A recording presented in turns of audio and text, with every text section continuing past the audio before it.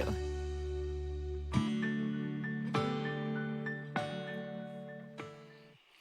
Well, believe it or not, despite maybe what you have previously thought or heard, the end of our Bibles have a great hope for how we live today.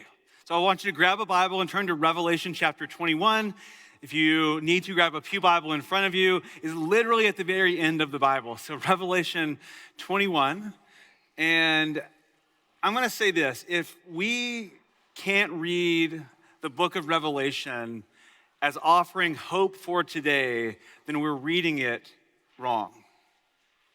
So that's our hope in this series, is to help you see the ways that the Bible talks about the end things, the end times, the things that happen at the end of God's history, how those things give us great hope and confidence and power for the lives that we have today. So Revelation chapter 21 in verse 1. This is the Apostle John exiled on the island of Patmos in the Mediterranean Sea. He says, "Then I saw a new heaven and a new earth. For the first heaven and the first earth had passed away, and there was no longer any sea. I saw the holy city, the new Jerusalem, coming down out of heaven from God, prepared as a bride beautifully dressed for her husband. And I heard a loud voice from the throne saying, 'Look, God's dwelling place is now among the people, and he will dwell with them. They will be his people, and God himself will be with them and be their God. He will wipe away every tear from their eyes. There will be no more death or mourning or crying or pain, for the old order of things has passed away.' And he who is seated on the throne said, 'I am making everything new.'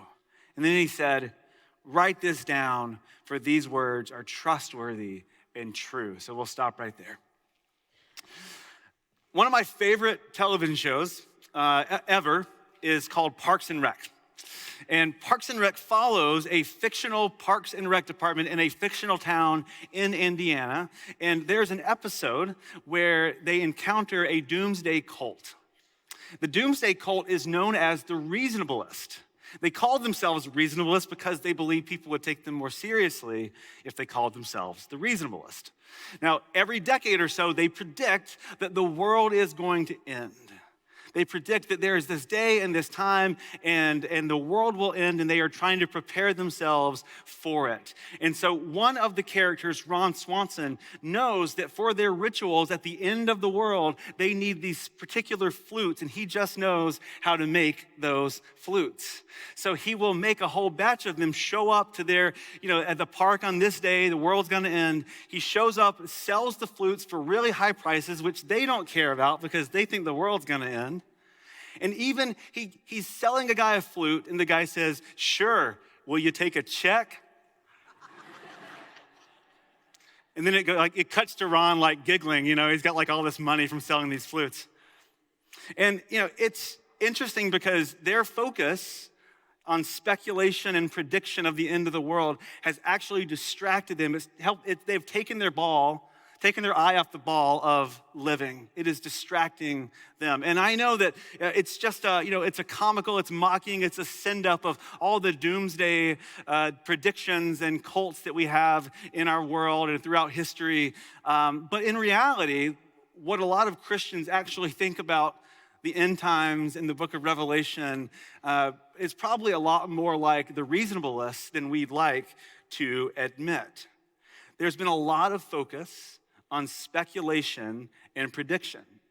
And I'll be the first to admit that when we study a book like Revelation, when we talk about things like eschatology just means study of the end times, there's a lot to be debated. There's a lot that we don't know, but it's possible that when we get in these modes of speculation and prediction, that it actually distracts us from hopeful living in the here and now. Because there are plenty of things that we do know that Scripture does tell us about end things, end times. And so last week on your way in, we gave out these Bible reading plans. On the inside, it has a reading plan for the whole series. And then on the back, it has a list of 7 things. This is what we're preaching through. 7 things that we believe are true from the Scriptures about the end things that we can have confidence in, and things that give us hope for living today. If you didn't get one last week, there should be some on the tables on the way out today. Grab one of those. Today, the thing we want to see is this: Christ will come again to restore creation. Therefore, we can labor for the renewal of all things, including the physical world, in the here and now. Christ will come again is the foundation of this series, that we believe Christ returned from the dead in his resurrection, and that one day he will come again to make all things right. So how do we live now as if we believe that's true? And so we believe that he is coming to restore creation. The book of Revelation is titled after the first word in the original text, which was in Greek. And so the Greek word is the word apocalypsis. It's where we get the word apocalypse from. And despite what you've seen in popular movie titles, apocalypse does not mean destruction. It does not mean the end of the world. Apocalypse simply means unveiling or revealing, a revelation, if you will. It's in the actual word. Revelation is about revealing or about unveiling something. It's not about speculation, about the destruction of the world, or about the day and the time. It's about revealing that God will ultimately be victorious over sin and death in our world, especially when we can't see it.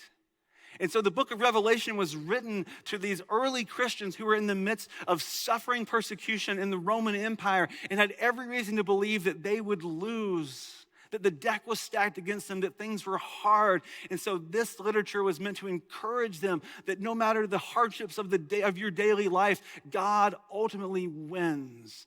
That God is victorious over sin and death and brokenness, that it might feel like it has power now, but it's ultimately powerless.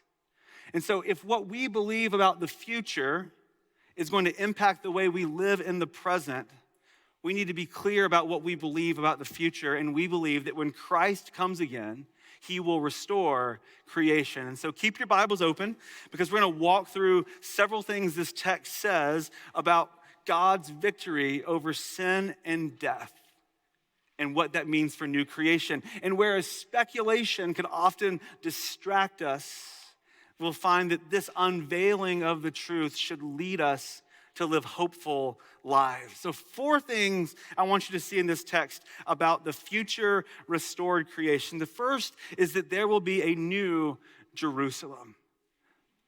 There will be a new holy city. So in the Bible, Jerusalem is often the symbol of what it means for people to live under God's provision and God's protection. And in the same way, throughout the Bible, there are major cities that are also used to represent what it means to live under the world's powers and provisions, to believe that the powers of this world can offer flourishing. And so they're often contrasted with Jerusalem. They're often portrayed as evil, the other major cities. In fact, in the book of Revelation, if you read it over and over, it brings up the name of the city Babylon.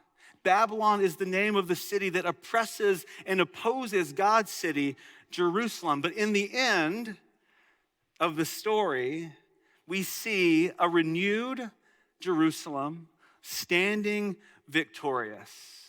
And this is important because for all the times it looks like God's plan has gone off the rails in our lives and in the world, we know the end of the story. The end of the story is that God wins.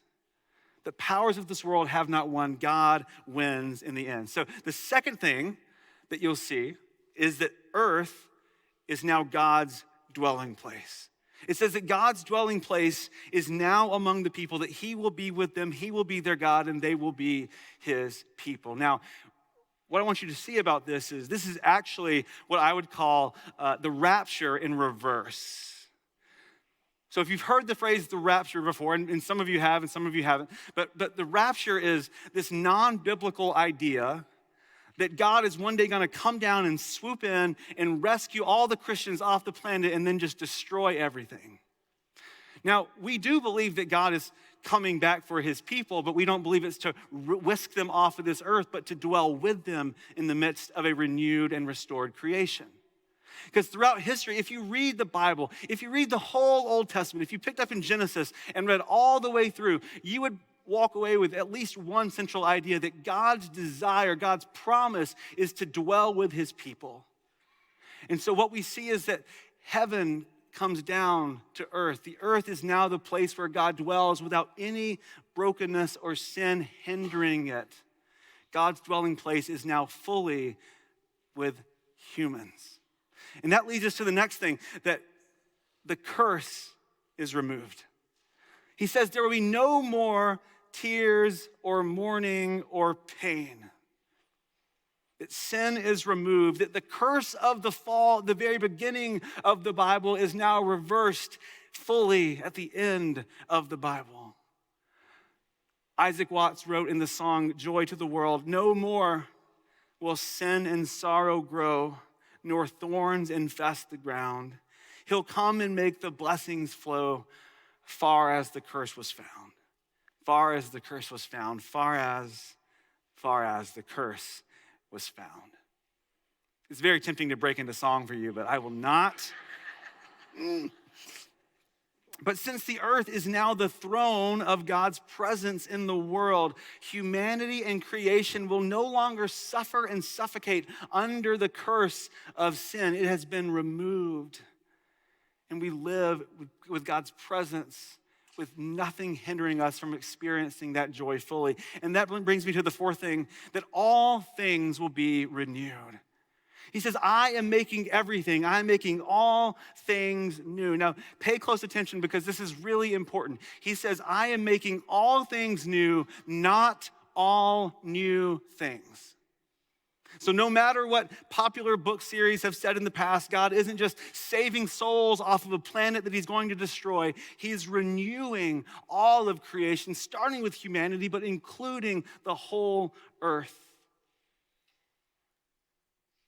God doesn't look at creation and go, gosh, this is so awful. It's so messed up. Let's get rid of it. No, God looks at creation and he says, it's broken, but it's precious. Let's redeem it. Let's step into it. Let's make all things new. Now, I know that there are some language in Revelation that makes it sound like there are new things, not renewed things. But here's the thing. When somebody's life changes, we say like, oh, she's a new woman or he's a new man. It's the same woman or the same man, but they're renewed, they're different, there's something different about them. So the main thrust of the idea is not that God is gonna get rid of this stuff and create this stuff, but he's taking what's already there and he's getting the sin out of it and he's making it brand new. He's making all things new. And here's how he does it. We read this in worship just a little bit ago, Colossians chapter 1. For God was pleased to have all of his fullness dwell in him, dwell in Christ, and through him, through Christ, to reconcile to himself all things, whether things on earth or things in heaven, by making peace through his blood shed on the cross. The sin-stained creation of Genesis is being remade and healed by the blood and sacrifice birthed new creation of Revelation. And we see the slaughtered lamb who is now alive is the guarantee that this hope is not a fantasy, but it's real. That because Christ rose from the dead, we know that the promise of Revelation 21 isn't just wishful thinking, but it's actually the thing that he came back from the dead to do. Theologian Michael Gorman said, this is the message of Revelation. The loving, liberating, life-giving Lamb who is Lord invites any and all to become part of his community of disciples, his faithful bride, and thus enter into God's new creation. We follow the victorious, slaughtered Lamb into new creation Not some future day. We do that today. Those of us who trust in Jesus, we follow the victorious slaughtered lamb into new creation starting today, that we believe that God is making all things new, that it's bursting forth in our lives, in our world, that we can experience new life in Christ, and we can live as if even more new life is on the way, that it's coming for you and for me and for everyone, everywhere, because the gospel moves. Because the tomb is empty, I can experience newness here and now. Like when I remind myself daily, when I remember who I am because of what Christ has done, when I remind myself of the love of Jesus, it helps me remember that God is up to something in my life and in my work and in my family and in the world, that God is up to something beyond my ability to see or touch or manipulate or control, something beyond my power. Last week, one of the things we talked about was the idea of Christ coming back from the dead and then Christ coming again, and that period in between we call the already but not yet. The already but not yet, that the things that God has promised to do are coming true in our lives. We see evidence of them, but they are not fully realized. But there will be a day when they are fully true. And we actually know this, like we know this from life all around us. We see when people are miraculously healed, but then the cancer comes back. Or when somebody gets over addiction and then they have a relapse. Hope bursts through, newness comes out, but it's not fully there yet. It's already, but it's not yet. I feel that way. There are days where I'm gracious and kind and selfless. And then there are a lot of days where I'm selfish and I'm unkind and I'm rude and I'm in a hurry and too busy, right? There are days where I experience the hope of newness breaking through, and there are days where I know I need Jesus already, but not yet. We live in this space where we get to experience the hope bursting forth in our lives, and we get to tend to it, we get to point to it, we get to celebrate it. It's why when we sing a song and we get done with it, and we're like, we just need to clap for it. Why? Because we want to celebrate that. Like that's naming. This is who we want to be. We want to celebrate. It's like the hope is bursting out, and we want to pay attention to it. We can't force it. We're not the ones that bring new creation, but we also don't throw our hands up and go, well, God will just do it, so we're fine. Like we labor to be open and to help others be open to the renewal of all things, to see the hope of Christ breaking through in our world today. We follow the victorious slaughtered lamb into new creation every day. Theologian N.T. Wright said, "Far from sitting on clouds, playing harps as people often imagine." So if that's your image of heaven and eternity, let's get beyond that. The redeemed people of God in the new world will be the agents of his love, going out in new ways to accomplish new creative tasks, to celebrate and extend the glory of his love.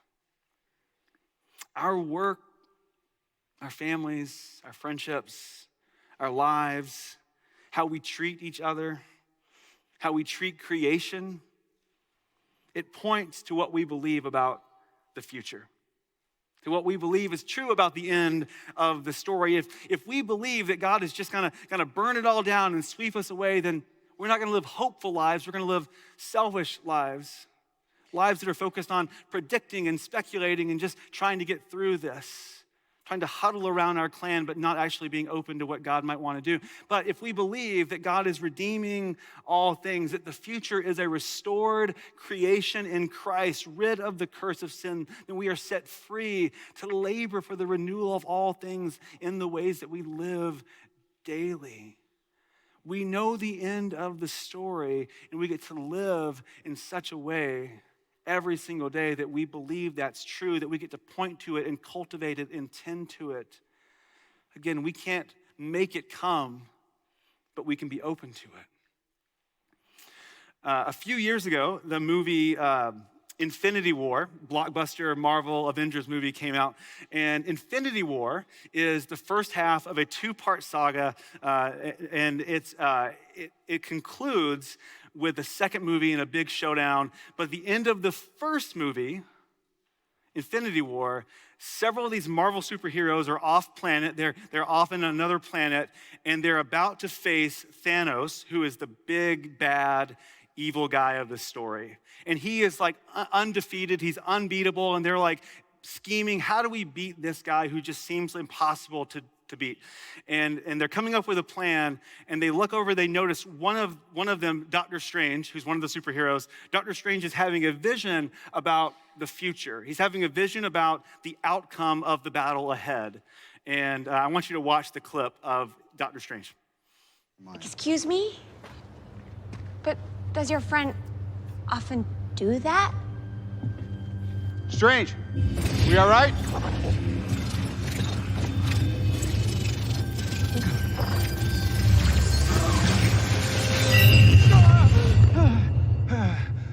Be back here.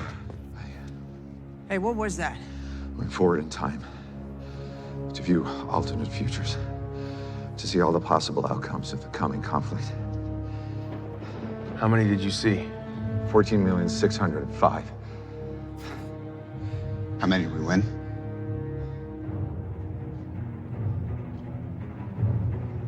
One.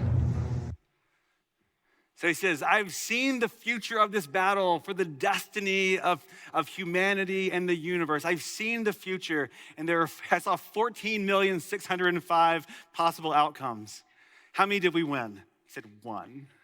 There was one possible outcome. But if you watch the rest of that movie, and then if you watch the next movie, the Endgame, if you watch, Endgame's like 4 hours, so there's a lot of cinematic time left to go.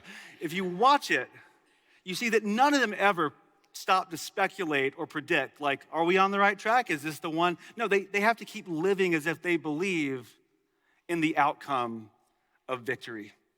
They have to live and take steps. They don't stop and speculate. They don't sit around wondering if it's the right path. They just have to take the next steps of living and trying to get to that moment. Now, I also want you to see something really cool as I close. There's a picture of Doctor Strange, and then that's Iron Man. Robert Downey Jr. is Iron Man, and he's the one who he told there's one outcome. And so you see this picture. This is at the end of the next movie, where Tony Stark realizes we can get to that one outcome, but I have to die for it. He has to die. One man has to die for them to get to the ultimate outcome they're meant for. And this is what our hope is. One man came and died so that we get to the outcome that we ultimately get to receive in this life. That one man gave his life, sacrificed his life. Jesus died on the cross and came back from the dead, that we can believe in the future hope where God is victorious. The one outcome that we're ultimately destined for. We get there only by the blood of Christ, and therefore we can live each day being open to follow our victorious, slaughtered Lamb. Amen?